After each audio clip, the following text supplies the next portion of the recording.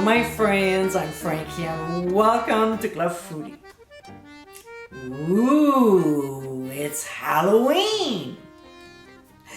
You might have some treats for the little ones, but if you forget about it or are entertaining friends this weekend, here's a scrumptious recipe. My pumpkin squares. Incredibly moist and tasty, this is a lovely dessert to make. Cream cheese is the topping, which is a blank canvas to decorate. So let's get baking. In a mixing bowl, we'll combine flour, pumpkin pie spice, which you can get my recipe by clicking on the top right corner of your screen, then baking powder, as well as baking soda, and ground sea salt. We'll whisk the ingredients until nicely blended and set aside. Next, in a bowl of a stand mixer, we'll add pumpkin puree, 3 large eggs, and then granulated sugar. Using the paddle attachment, we'll process on medium speed until combined. To this, we'll add the dry ingredients and also grapeseed oil, although you can use canola instead. On low speed, we'll mix until the batter is just combined.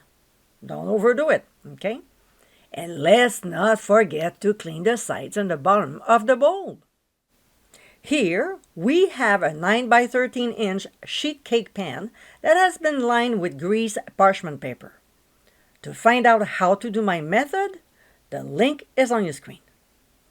We'll now pour the batter into the prepared cake pan and spread it out evenly. I like using my angle spatula. It's easier. We'll gently tap it down on a counter to dislodge any trapped air bubbles before transferring it to a 350-degree preheated oven. We'll bake for 30 minutes or until a cake tester inserted in the center comes out clean with just a few crumbs. We'll remove from the heat and allow it to cool completely on a wire rack. I normally let it sit for 45 to 60 minutes. Later on, when it's no longer warm, we'll spread on my cream cheese frosting. I'm not showing you how to make it because there's a full episode on it, so click on the top right corner of your screen to see it.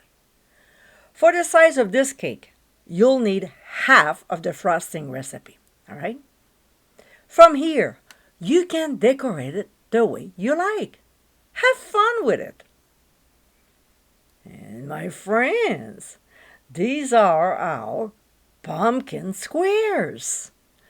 This is a fantastic recipe to make, especially during Halloween, Thanksgiving, or Christmas. It's super moist and flavorful, plus a great blank canvas to decorate for the occasion.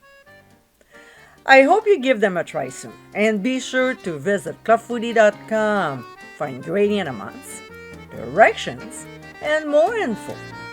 Until next time, my friends, bon appétit!